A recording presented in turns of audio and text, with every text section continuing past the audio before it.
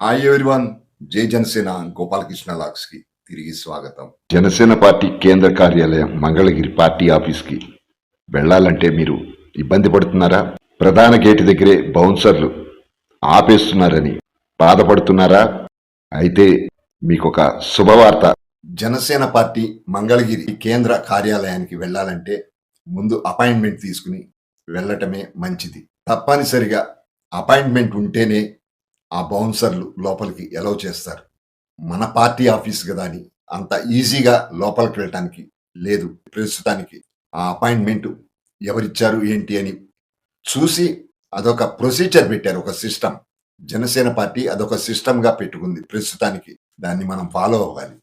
Appointment తీసుకుని వెడితే హ్యాపీగా లోపలికి వెళ్ళి మనకి కావాల్సిన వాళ్ళు వెళ్ళి కలిసి కూర్చుని మాట్లాడుకోవచ్చు. ఏదైనా సమస్య ఉంటే లెటర్ రూపంగా ఇవ్వచ్చు.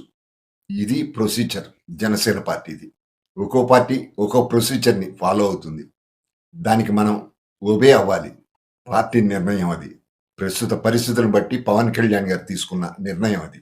చాలా మంది జన సైనికులు బాధపడుతున్నది ఏంటంటే, మన పార్టీ ఆఫీస్కి వెళ్ళి ఏదైనా సమస్య చెప్పుకుందామని వెడితే ప్రధాన ద్వారం దగ్గరే 10-15 మంది బౌన్సర్లు అడ్డగించడంతో దీంతో ఇబ్బంది పడుతున్నారు. సోషల్ మీడియాలో అనుకునే విధంగా పవన్ కళ్యాణ్ గారు జన సైనికుల్ని పట్టించుకోవట్లేదు, పార్టీని పట్టించుకోవట్లేదు, పార్టీని స్ట్రెంగ్తన్ చేద్దామని లేదు ఆయనకి.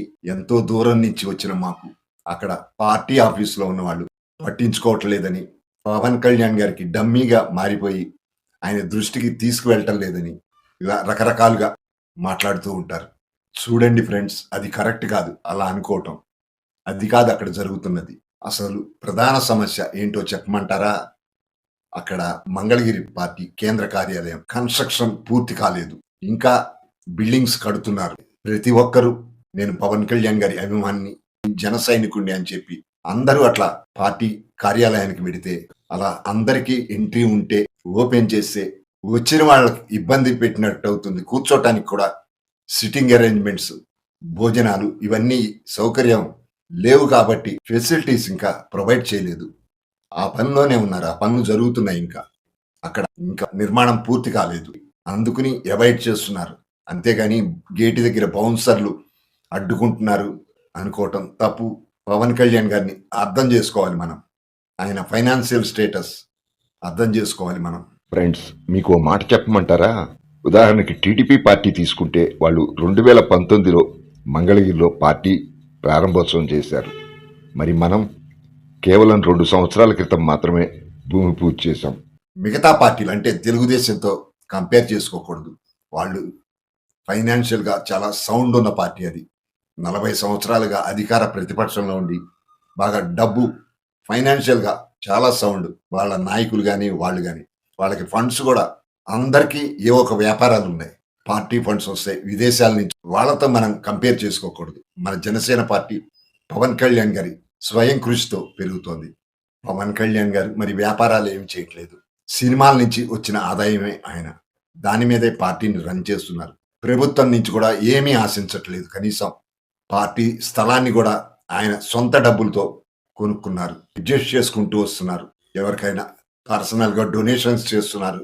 చూస్తున్నాం కదా, అధికారంలోకి వచ్చేసి సంవత్సరం అయిపోయింది కదా అనుకుని పవన్ కళ్యాణ్ గారు కేడర్ని పట్టించుకోవట్లేదు. పార్టీ ఆఫీస్కి వెడితే పట్టించుకునే వాళ్ళు లేరు. పవన్ కళ్యాణ్ గారి విషయంలో ఇలా మాట్లాడుకోకూడదండి.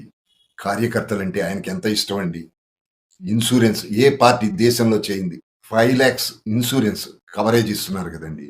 ఇంకా దాన్ని 25 lakhs చేయాలన్న ఆలోచనలో ఉన్నారు. అంత ఇదిగా కార్యకర్తలకి, వాళ్ళ సేఫ్టీకి అంత ఇంపార్టెన్స్ ఇస్తారు. మనందరికీ తెలిసిందే కదా. ఆయన గురించి మనం తప్పుగా అసలు ఆలోచించకూడదండి. సంవత్సరం అయింది అధికారంలోకి వచ్చారంటే ఆదాయం ఎక్కడి నుంచి వస్తుందండి ఆయనకి? వేరే పార్టీల్లో లాగా పవన్ కళ్యాణ్ గారు ఏమన్నా ఫ్రాడ్ చేస్తారా? అఫీషియల్ గా ప్రభుత్వం నుంచి వచ్చి తన జీతాన్ని, సౌకర్యాలు కూడా వదులుకుంటున్నారు. చూడండి ఫ్రెండ్స్, పవన్ కళ్యాణ్ గారి ఎంతో ఇష్టమైన కార్యక్రమం జనవాణి. అది కూడా ఆఫీస్ కన్స్ట్రక్షన్ పూర్తిగా కాలేదని చెప్పి, బిల్డింగ్ లేదని చెప్పి టెంట్ కింద జనవాణి కార్యక్రమం నిర్వహిస్తున్నారు. ఈ పవన్ కళ్యాణ్ గారి వర్కింగ్ స్టైల్. ఏది చేసినా తన సొంత కష్టార్జితంతోనే అంతేగాని మిగతా పార్టీ అధ్యక్షుల్లాగా కమిషన్లు తీసుకునే మనిషి కాదు. తన సొంత కష్టార్జితంతో కేంద్ర కార్యాలయాన్ని నిర్మిస్తున్నారు. తెలుసు కదండి మనందరికీ ఇది. కాస్త లేట్ అవుతుంది, అది ప్రధాన కారణం. అర్థం చేసుకోగలరు. ఈ వీడియో చేయటానికి ముఖ్య ఉద్దేశం, నాకు ఒక గుడ్ న్యూస్, సంతోషకరమైన వార్త వినపడింది జనసేన పార్టీ ఆఫీస్ నుంచి. ఒక నెలన్నరలో పూర్తిగా ఏదైతే మిగిలిపోయి ఉన్న బిల్డింగ్స్ ఉన్నాయో అవన్నీ నిర్మాణం పూర్తి కావాలని వాటిని పర్యవేక్షిస్తున్న వారికి పవన్ కళ్యాణ్ గారు స్పష్టమైన ఆదేశాలు ఇచ్చారంట. మిగిలిపోయిన పనులు కూడా చాలా వేగవంతంగా జరుగుతున్నట్టుగా తెలియవచ్చింది. ఇది పూర్తయిన వెంటనే ఇక ముందు ఎప్పుడు ఏ జన సైనికుడు, వీర మహిళ నాయకులు గేటు దగ్గరే ఆగిపోవటానికి వీల్లేదని, బౌన్సర్లు అడ్డగించడం ఉండదని, నిర్భయంగా మన పార్టీ ఆఫీస్కి వచ్చి కూర్చోవచ్చు, మాట్లాడుకోవచ్చు, స్థానిక నాయకుల్ని కలవచ్చు, సమస్యలుంటే చెప్పుకోవచ్చు. కాకపోతే పవన్ కళ్యాణ్ గారిని, నాదెండ్ల మనోహర్ గారిని కలవటానికి మటుకు ముందుగా అపాయింట్మెంట్ తీసుకోవాల్సి ఉంటుంది. ఇక జన సైనికుడు అనుకునేవాడు ఎవరైనా నిర్భయంగా జనసేన పార్టీ కేంద్ర కార్యాలయంలోకి అడుగు పెట్టవచ్చు.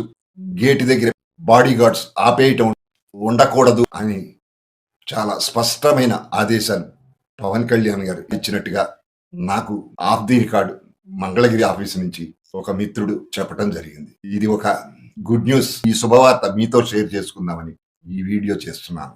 కొద్ది కాలం ఓపిక పట్టండి, ఆ తర్వాత ఇక గేట్లు ఓపెన్. మనకు కూడా పార్టీ ఆఫీస్లో ఎంట్రీ ఉంటుంది. ఎక్కడ పడితే అక్కడ కూర్చోవచ్చు, మాట్లాడుకోవచ్చు, ఏమన్నా సమస్యలు ఉంటే రిసెప్షన్ లో ఇవ్వచ్చు, భోజనం చేయొచ్చు, టిఫిన్లు తినొచ్చు, టీలు తాగొచ్చు.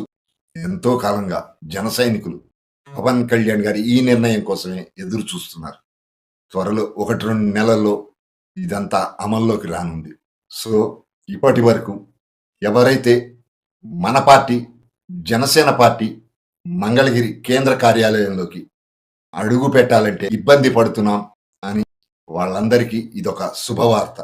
పవన్ కళ్యాణ్ గారు 1-2 నెలల్లో పార్టీ ఆఫీస్ కన్స్ట్రక్షన్ ని పూర్తి చేయించి అందరికీ ప్రవేశం ఉండేటట్టుగా ఆదేశాలు స్పష్టంగా ఇచ్చారు. కాబట్టి మనకి ఇదొక శుభవార్త, గుడ్ న్యూస్.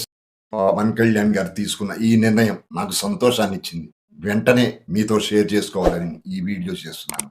ఫ్రెండ్స్, మరి మీరు అసలు మీరేమనుకుంటున్నారు ఈ విషయంలో? మీ అభిప్రాయాన్ని కామెంట్గా రాయండి. మళ్ళీ వచ్చే వీడియోలో కలుద్దాం. చూశారు కదా ఫ్రెండ్స్, మీకు గనక ఈ వీడియో నచ్చినట్లయితే ఒక లైక్ చేయండి. అలాగే మీ అభిప్రాయాన్ని కూడా కామెంట్ చేయండి. సబ్స్క్రైబ్ చేసుకునే వారు, కొత్తగా చూస్తున్న వారు సబ్స్క్రైబ్ చేసుకోగలరు. Thank you subscribers. గోపాలకృష్ణ అంటే జై జనసేన, జై పవన్ కళ్యాణ్, జై హింద్.